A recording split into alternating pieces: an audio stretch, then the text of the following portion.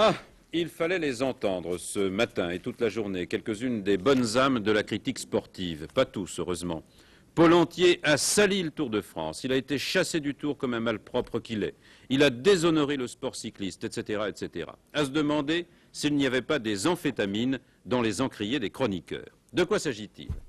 Le Belge Michel Pollentier, vainqueur hier à l'Alpe d'Huez, couvert de fleurs et de gloire et du maillot jaune à l'arrivée, était le soir traîné dans la boue parce qu'il avait triché au contrôle antidopage. En fait, c'était une analyse d'urine, purement et simplement. Le coureur belge a expliqué cet après-midi qu'il avait bien fait pipi dans le flacon qu'on lui avait tendu, mais que, c'est vrai, il était également pourvu d'un appareillage connu d'ailleurs de tous les coureurs, mais aussi depuis longtemps des commissaires.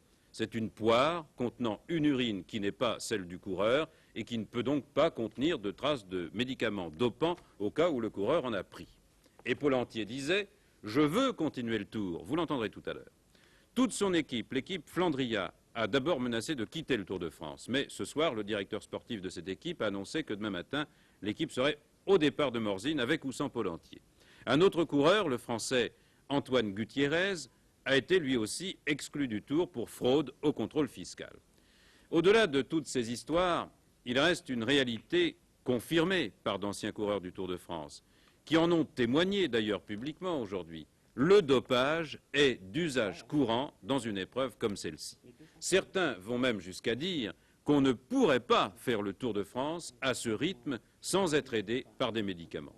Tout le problème est alors de passer à travers les contrôles, soit avec le naïf appareillage d'un Pollentier, soit en utilisant des médicaments qu'on ne peut pas déceler à l'analyse, mais qui sont encore plus dangereux. Ce qui est vrai pour le Tour est vrai pour d'autres compétitions. En athlétisme, en natation, en tennis et ailleurs, le dopage existe. Ce sont les conditions de ces compétitions presque surhumaines qui aboutissent à cette situation. C'est cela qu'il faut regarder en face et non pas se contenter de crier « haro » sur le baudet qui s'est dopé.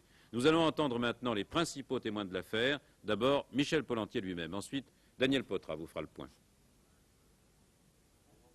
Michel, c'est qu'un champion comme vous, un grand champion, puisse faire une faute comme il a fait hier. Vous n'aviez pas besoin de ça. Parce que moi, je suis le premier grand coureur qui non, fait pas le grand, mais...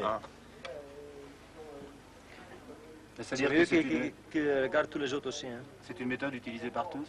Non, je sais pas, ça je sais pas. Je peux pas dire ça. Hein. C'est la première fois que vous l'utilisiez? Oui. Et je suis venu au Puy-de-Dôme aussi au contrôle. Alors, avec ou sans la poire? Non, sans la poire. Je peux vous dire la vérité. Vous avez le sentiment, Michel, que tous les contrôles ne sont pas aussi stricts que celui d'hier? Mais non, je dis, le jour avant, un de notre équipe, quand il est venu à Saint-Étienne, il a payé sans docteur. Alors, ça, c'est pas normal non plus. Hein. Est-ce que vous croyez qu'il y a deux poids, deux mesures dans le Tour oui, de France? Oui, c'est sûr. Oui? Oui. Et certains c'est pour coureurs... ça que je dis, quand je suis positif, je ne viens jamais au Tour de France. Vous ne recourirez jamais le Tour de France? Non, jamais. Mais vous aviez bien une poire avec vous, qui a été J'ai saisie. J'ai quelque chose avec, mais j'ai pas triché, alors... Et vous l'avez utilisé? Ben, j'ai pas utilisé, hein. Vous croyez que ce sont les Belges visés particulièrement? Parce qu'on a dit aussi, ça arrange Gino. Quoi? Vous croyez que ça puisse avoir été fait uniquement pour arranger? Mais ça, je sais pas, ça, je peux pas dire, hein. Il y a personne qui dit ça, mais je sais pas. Je pense qu'on gagne trop, on a le maillot vert, le maillot jaune, le maillot de montagne, je pense qu'on gagne trop et nous sommes trop visés. Qu'est-ce que vous allez faire? Courir uniquement en Belgique, là? Ben, je peux pas, je suis 2 mois... Après la suspension? Après la suspension, Le sport en général, le cyclisme en particulier, est devenu tellement commercial et on demande tellement aux coureurs d'avoir des résultats vite et beaucoup de résultats. Et c'est peut-être le mal dont souffre le sport cycliste en ce moment. Oui, mais tout d'abord, le Tour de France n'a pas l'exclusivité de ce genre d'affaires. Il est en fait victime de son succès qui fait qu'on en parle davantage que dans les autres courses. Car les poires cachées sous le bras ou dans la culotte, eh bien, on les connaît depuis des années et ce sont vraiment des tricheries de débutants. Il y a hélas des moyens de frauder beaucoup plus sophistiqués et plus dangereux dont je ne donnerai bien sûr pas les recettes.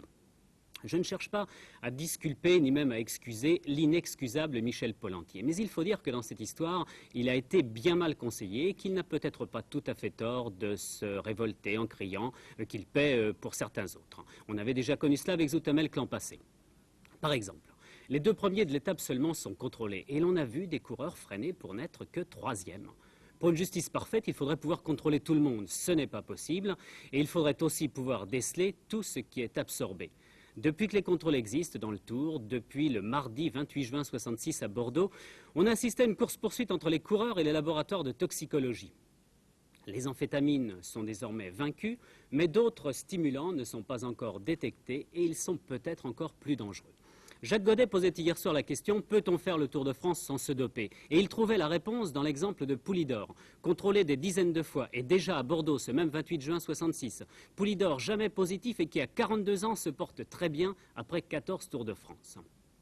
Mais c'est oublier que pendant cette période poulidorienne, tous les autres grands du peloton ont été, eux, reconnus coupables au moins une fois.